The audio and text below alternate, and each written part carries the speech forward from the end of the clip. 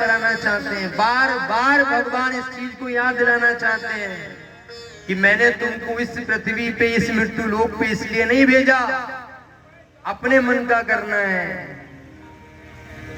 लेकिन व्यक्ति करता अपने मन की है, उस समय भूल जाता है कि ईश्वर हमें देखने वाला है। सुखदेव स्वामी राजा परीक्षित को कहते हैं, परीक्षित तुम्हारे एक एक सवाल में समाज कल्याण की बात छुपी है।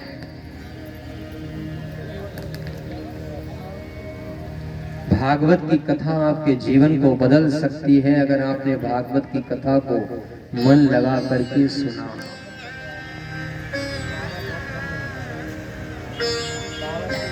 सुखदेव स्वामी राजा परीक्षित को कहते हैं कि चौथे श्लोक में बताते हैं कि माया का भ्रम जो है ना,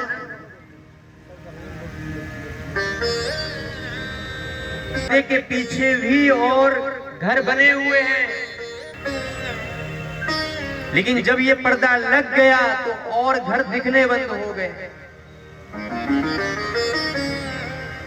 अगर ये पर्दा उठा दिया जाए तो आपको संपूर्ण नजारा दिखाई पड़ेगा। हम सबके जीवन में भगवान ने क्या किया? माया का पर्दा डाल दिया। और ये माया का पर्दा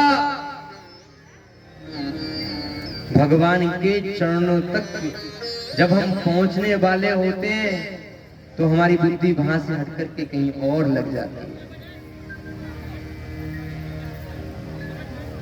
ये माया का पर्दा कैसे हटेगा? ये माया का पर्दा हटेगा मायापति के चरणों में नित्य अपनी बुद्धि को लगाए रखने से।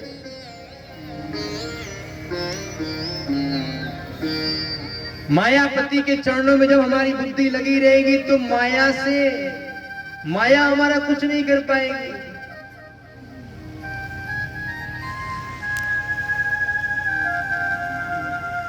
अरे संत जन को देखो, संत जन कैसे रहते हैं। संत बिल्कुल फकीर, उनको कोई चिंता नहीं। वो तो एक ही कार्य करते, सीताराम सीताराम कहिए, जाई विधि राखे राम ताई विधि रहिए, कोई चिंता नहीं। सुबह की रोटी मिल गई, शाम का पता नहीं, बाबा जी कहाँ जा रहे हैं, किस गांव में जाएंगे, कहाँ मिल जाएगा। लेकिन जितना व्यक्ति इस माया में पड़ता है और माया उसको पकड़ती रहती है, फिर कितना भी सोच ले बाहर आने के लिए बाहर नहीं आ सकता। क्योंकि जब मौका मिला था भगवान के चरणों को पकड़ने का, भगवान के चरणों को ना पकड़ करके उसने माया को पकड़ा। और जब माया को पकड़ा तो मायापति ने उसका साथ छोड़ दिया। लेकिन समय और काल चक्र उसका पीछा नहीं छोड़ता। जैसे ही भगवान का वो काल चक्र उसके पीछे आता है, फिर तुरंत दौड़ करके भगवान के चरणों में पहुंचता है, जाकर के कहता है भगवान अब रक्षा करो। फिर भगवान कहते हैं बताओ प्यारे कैसा लगा, अब बताओ क्यों आए मेरे पास, अब कैसा लगा। व्यक्ति को कभी नहीं भूलना चाहिए कि माया से बड़ा मायापति है, और मायापति को छोड़ करके अगर माया को पकड़ोगे तो स्थिति ऐसी ही होगी। श्री सुखदेव स्वामी कहते हैं राजा परीक्षित, इस प्रकार भागवत के 10 लक्षण बताए, और द्वितीय स्कंद जब पूरा हुआ, तृतीय स्कंद में प्रवेश करते हुए श्री सुखदेव स्वामी कहते हैं राजा परीक्षित को कि उद्धव और विदुर जी की भेंट हुई। उद्धव जी के द्वारा भगवान की बाल लीलाओं का वर्णन किया गया। जब आप आगे भगवान की बाल लीलाओं को सुनेंगे, भगवान ने कैसी कैसी सुंदर लीला करी, भगवान की बाल लीलाओं का वर्णन किया। और उद्धव जी से विदा होकर विदुर जी मैत्री ऋषि के पास गए।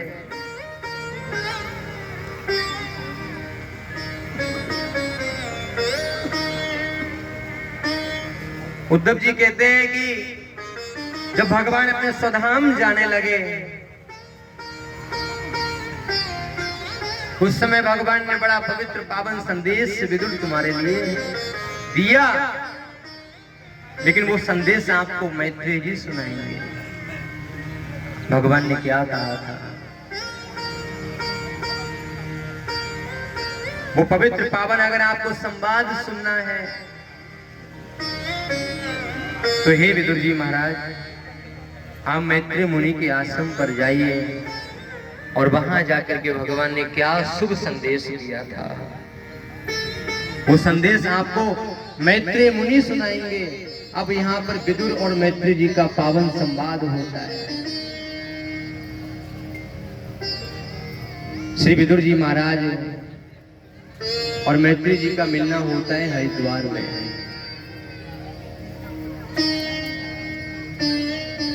और हरिद्वार की पावन भूमि पर, हरिद्वार की वो पावन भूमि जहां मां गंगा विराजमान है,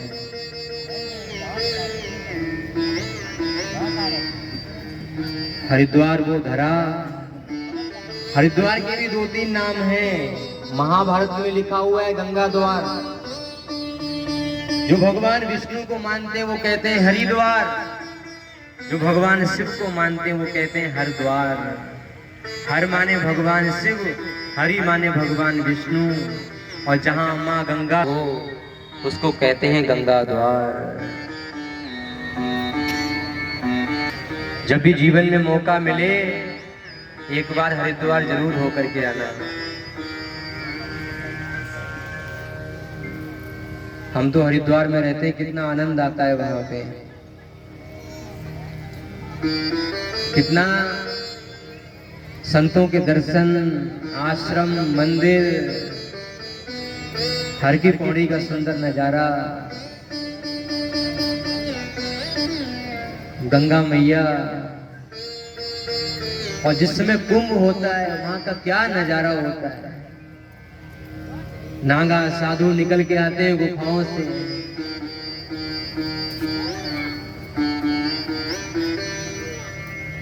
ऐसे कितने लोग होंगे जिन लोगों को हरिद्वार के दर्शन नहीं हो पाते जीवन में।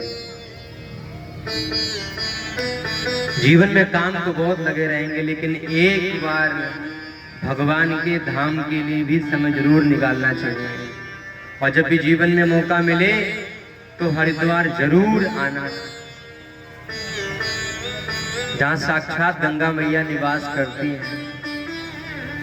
और जिस व्यक्ति ने अपने जीवन में गंगा स्नान नहीं किया, क्या जीवन है।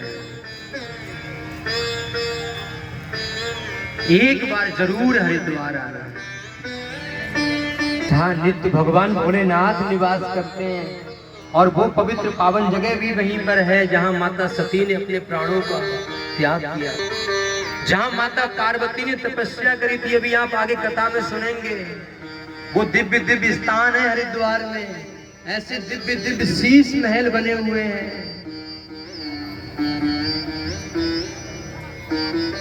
आपका आने का मन नहीं करेगा। वो जगह है हरिद्वार, जहां साक्षात देवता निवास करते हैं।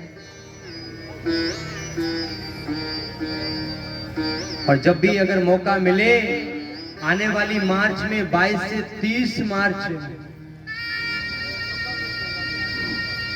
दिव्य राम कथा का आयोजन है हरिद्वार में। अगर किसी भी व्यक्ति को आने का मौका मिले तो आप जरूर आना, आकर के वहां 9 दिवसीय राम कथा सुनना, वहीं निवास करना, वहीं भोजन प्रसाद ग्रहण करना और मां गंगा में स्नान करना। इतना आनंद आएगा, जीवन भर आपको याद रहेगा। वो पवित्र पावन जगह है हरिद्वार। वहीं पर मिलना हुआ श्री विदुर जी महाराज का मैत्रेय जी से। श्री विदुर जी महाराज मैत्रेय जी से जब मिले तो मैत्रेय जी ने कहा, विदुर जी महाराज अब कथा सुनो, भगवान ब्रह्मा की उत्पत्ति और प्रलय ये सब कैसे हुआ, भगवान ब्रह्मा कहां से उत्पन्न हुए, प्रलय क्यों हुई, वो कथा सुनो। श्री मैत्री मुनि कहते हैं विदुर जी महाराज से कि विदुर, भगवान विष्णु की नाभि से कमल और कमल पे विराजमान है श्री ब्रह्मा जी।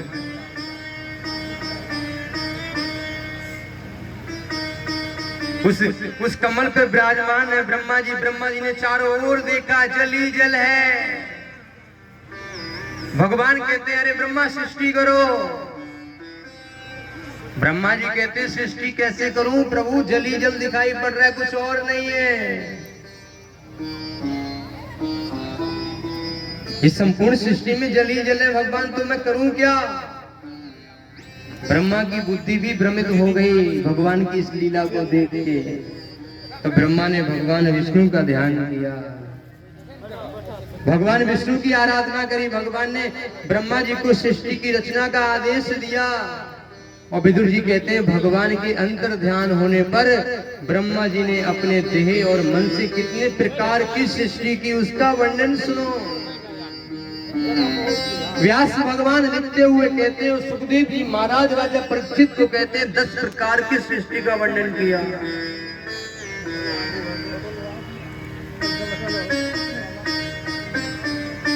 दस प्रकार की सृष्टि का भगवान ने वर्णन किया। और उसके बाद कथा आती है मनवंतर आदि की कथा। किस मनवंतर में, किस कल्प में भगवान ने क्या किया। राजा परीक्षित के आप एक एक सवाल को बहुत ध्यान से सुनना। ये सब कथाएं आपको आगे सुनने को मिलेंगी कि राजा परीक्षित किस तरह प्रसन्न कर रहे हैं। इस सभा में बैठ के आप अपने आप को परीक्षित समझना कि आप परीक्षित हो, आप सवाल कर रहे हो।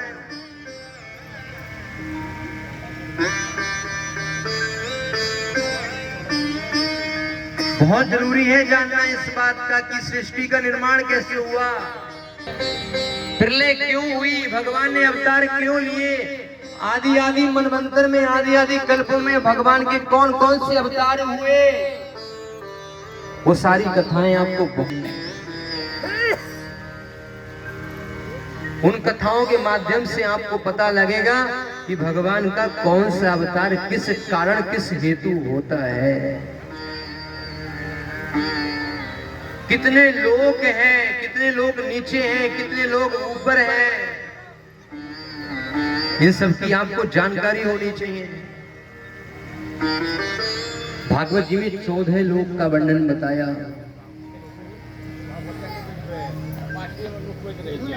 सुखदेव स्वामी राजा परीक्षित को कहते हैं विदुर जी 7 लोक ऊपर हैं, 7 लोक नीचे हैं, और जिस लोक पे हम रहते हैं इस लोक का क्या नाम है, मृत्यु लोक।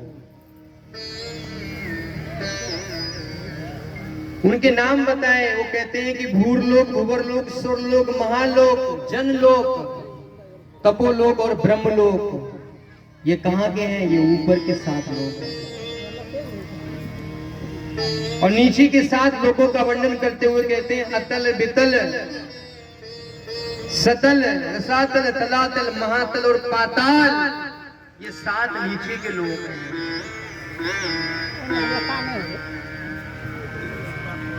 जिस लोक पे रहते हैं इसका नाम आप सबको पता है, पृथ्वी, मृत्यु लोक।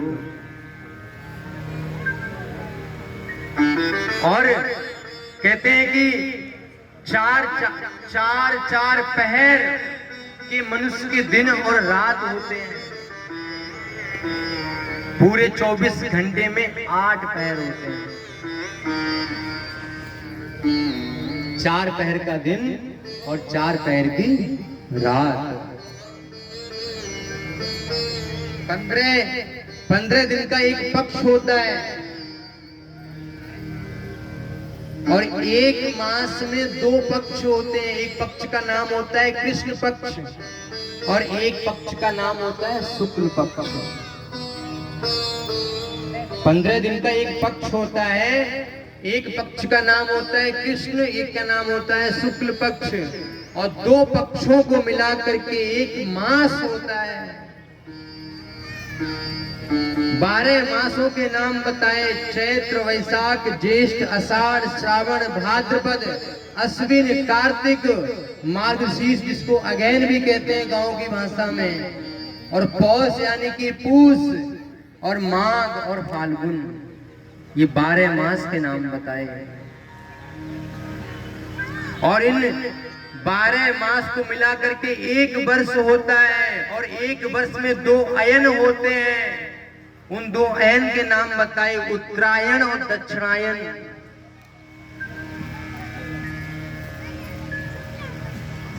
और 6 ऋतु बताइए, 2 मास की 1 ऋतु होती है।